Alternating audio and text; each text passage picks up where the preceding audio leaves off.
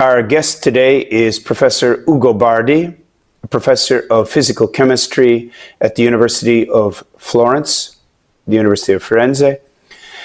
And he's an author of a number of books and articles on the subject of the limits to growth revisited, other matters dealing with the study of peak oil. He's the founder and past president of the Italian section of the Association for the Study of Peak Oil. And he's also the man who coined the expression, the Seneca effect. Professor Bardi, welcome to the program. Hello, a pleasure to be here. Today we'd like to talk with you to start the discussion with the discussion of the global pandemic that started, as far as we know, in the province of Wuhan in China. The virus has been called the Wuhan virus, the Chinese virus. Most recently, I even heard it called the Chinese Communist Party virus. What do you call this virus in Italy? In Italy, it's just called the coronavirus. We don't tend to use these terms, of course. Let's say, what do we know about this story? The epidemic exploded in China. But right now we have data showing that the virus was already around Europe, Eurasia in general, months before. We have evidence that it was in Italy already in December of 2019, or probably even earlier. See, the virus is not a monster. It is a little creature. It is an opportunistic creature. It's where it finds good food. The virus is a predator. It is a predator who preys on humans, this kind of, or anything. The virus preys on animals and pangolins and bats and humans. It just probes. It does the same things we do. We find good resources, we exploit the resources. The virus eventually found a good target in the Hubei province of China, in the city of Wuhan, probably, I think, my opinion, because that area is heavily polluted, very heavily polluted. It is one of the most heavily polluted areas in the world because it's central China. China's vast country, as you know, and there is not so much wind, and so its pollution stays there. And then somehow the virus traveled to another highly polluted area, because the match of the pollution in China, in Europe, is the Padana Valley, northern Italy. It's one of the most polluted areas in the world, because, unfortunately for the people who live there, the Padana Valley is stuck in between two mountain chains. One is the Alps, the other the Apennine.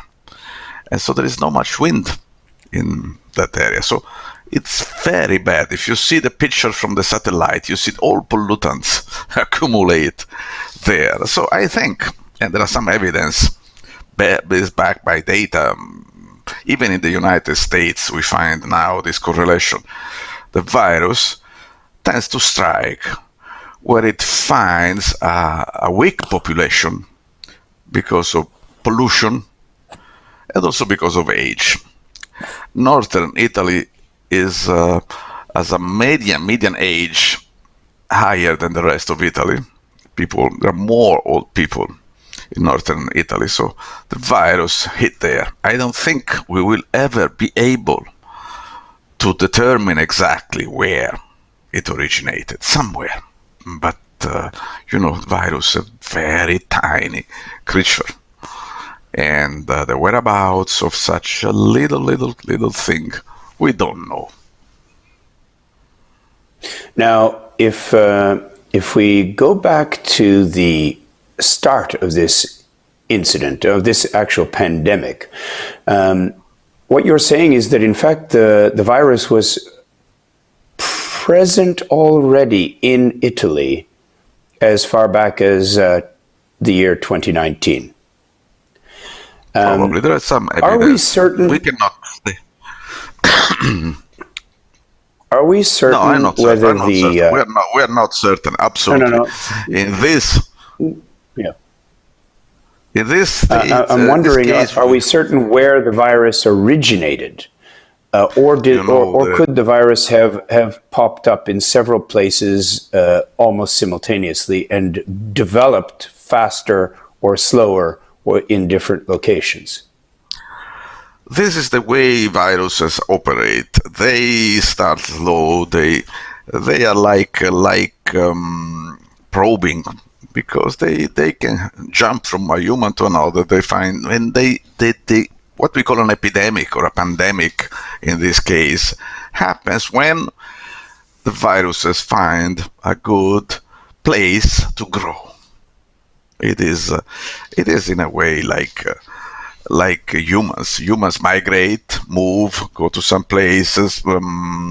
Some 500 years ago or more, they arrived to to started traveling. Mr. Colombo traveled to the United States, and it took some time before the Europeans really exploded in America. For a long time, they were localized near the coast, and it took time. And then, if the Indians imagine to be an Indian, said, "Where are these people coming from?" These Europeans, the white men, and it would have been difficult for a Native American.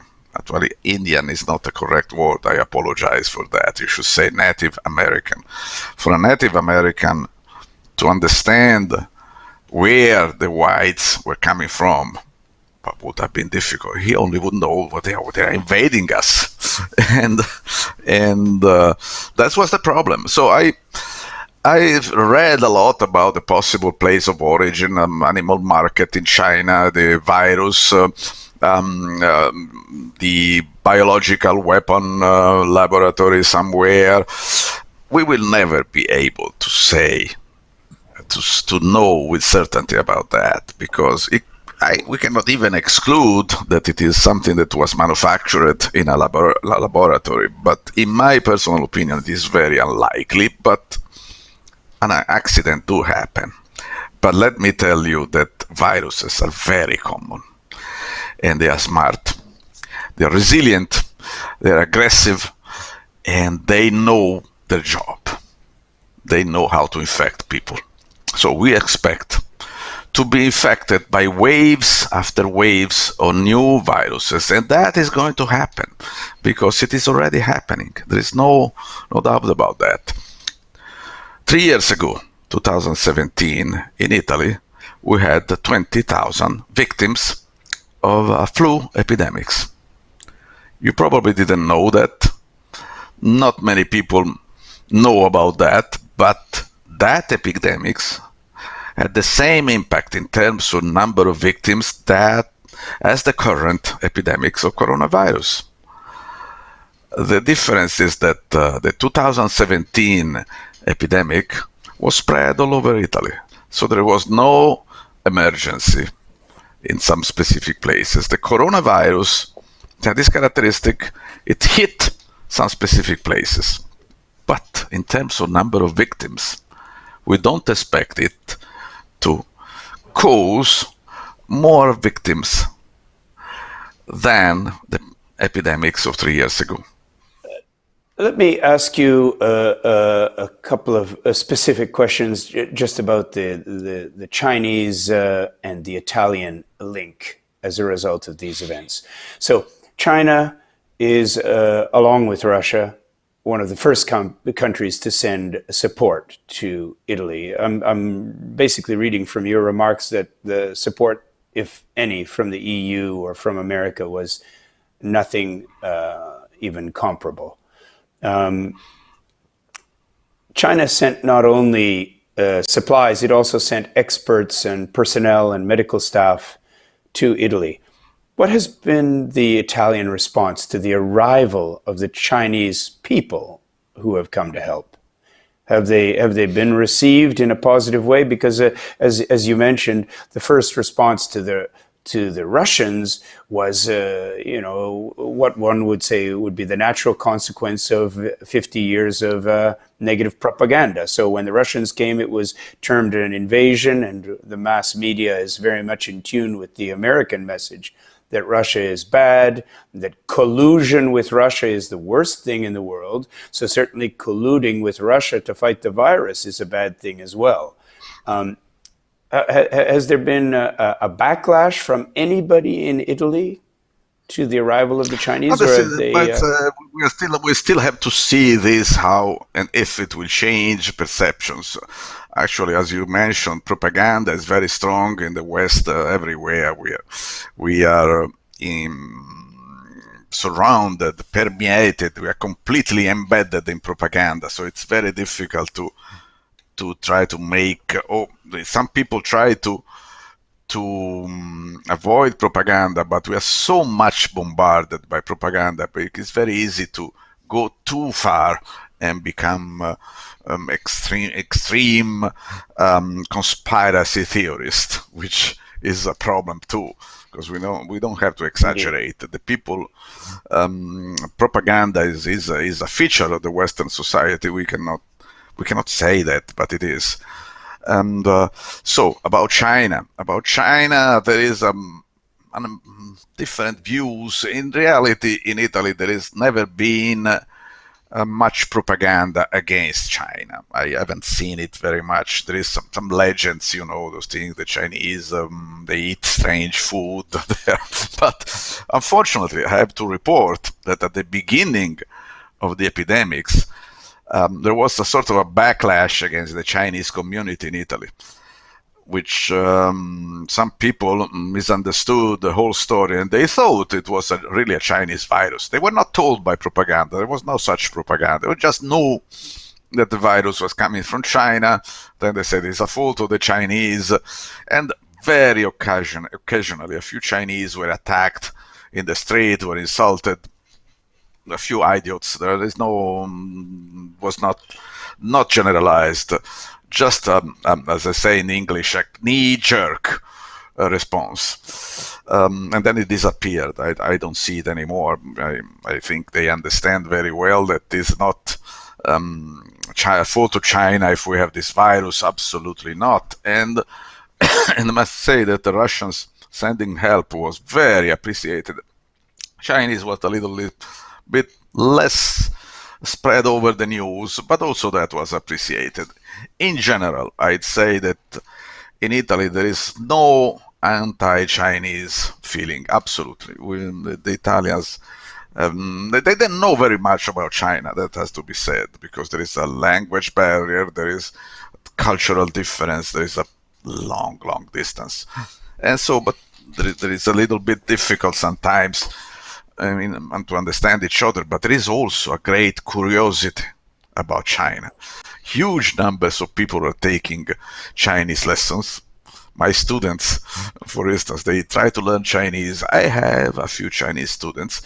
I have to tell you that it is very difficult to understand each other, because I can teach to them in English, but it's let's say in China English is practice, but proficiency still have to go some way ahead, but it's moving. And as I said, propaganda is just thing that comes and goes, but Eurasia and the Silk Road will stay. It is deep time history.